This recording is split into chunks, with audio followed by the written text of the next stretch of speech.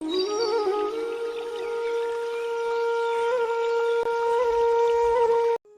पेड़ों की कहानी।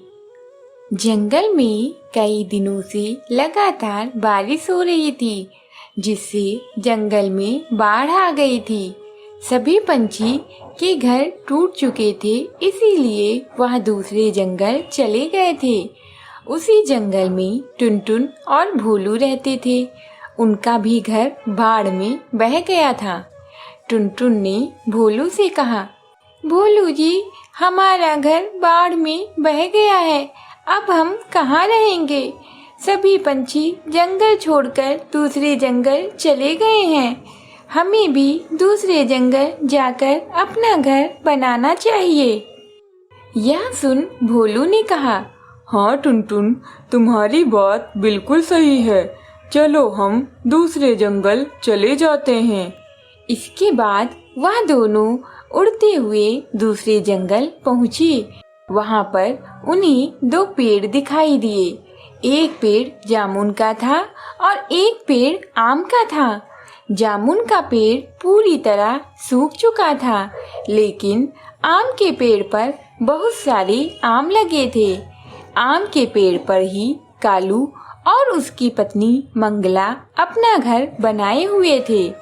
भोलू ने कालू से कहा, अरे भाई, क्या हम आपके पेड़ पर अपना घर बनाकर रह सकते हैं?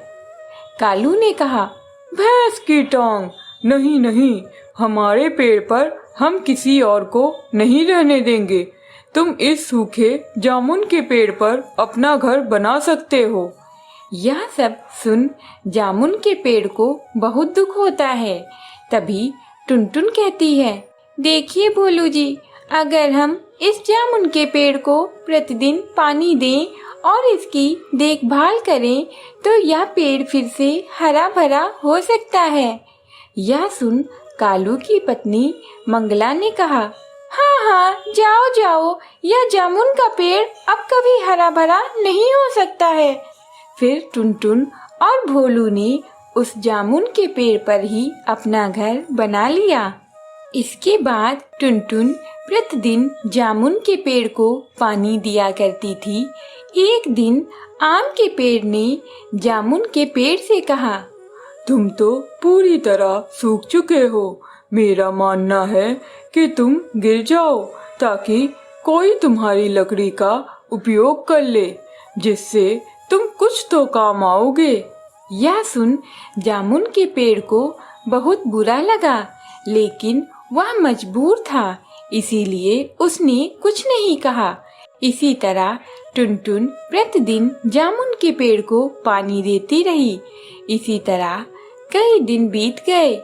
एक दिन जामुन के पेड़ में कुछ पत्ते आ गए। यह देख कालू, मंगला और आम का पेड़ सभी बहुत अधिक आश्चर्य में पड़ गए। इसी तरह कुछ दिन बाद जामुन का पेड़ हरा भरा हो गया और उसमें बहुत सारे जामुन लग गए। वहीं दूसरी तरफ आम के पेड़ को कालू कौवा कभी पानी नहीं दिया करता था, इसीलिए वह धीरे धीरे सूखने लगा। एक दिन आम के पेड़ ने कालू से कहा, मालिक, आप मुझे प्रतिदिन पानी दिया करिए, क्योंकि मैं धीरे धीरे सूख रहा हूँ। कालू ने कहा, भैंस की टांग, मैं तुम्हें नदी से पानी लाकर नहीं दूंगा। मैं इतना कष्ट नहीं उठाऊंगा, और अगर तुम सूख गए तो मैं तुम्हें काटकर तुम्हारी लकड़ी को बाजार में बेच दूंगा। इसी तरह कई दिन बीत गए। आम के पेड़ को पानी न मिलने के कारण वह पूरी तरह सूख गया और जामुन के पेड़ को टुनटुन ने प्रतिदिन पानी दिया, जिससे वह बहुत हरा भरा हो गया और उसमें बहुत सारे जामुन लगने लगे। कुछ दिन बीतने के बाद आम का पेड़ पूरी तरह सूख गया और थोड़ी हवा चलने से वह पेड़ गिर गया। इससे कालू और उसकी पत्नी अब बेघर हो गए और टुनटुन के पास आकर बोले, टुनटुन, हमें माफ कर दो, हमें अपने पेड़ पर बहुत ही अभिमान था, लेकिन हमने उसकी देखभाल नहीं की, इसीलिए वह गिर गया है। अब हमारे पास रहने के लिए कोई भी स्थान नहीं है।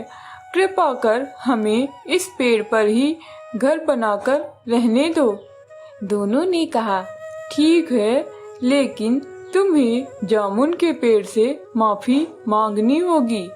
कालू और मंगला जामुन के पेड़ के पास आए और बोले, हे दयावान पेड़, हमने तुम्हारा बहुत ही मजाक उड़ाया है।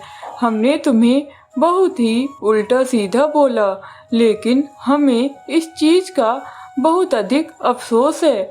कृपा कर हमें माफ कर दें और हमें अपने ऊपर घर बनाने दें। यह सुन जामुन के पेड़ ने कहा, ठीक है, मैं तुम्हारी तरह निर्दय और क्रूर नहीं हूँ। तुम मेरे पेड़ पर घर बनाकर रह सकते हो।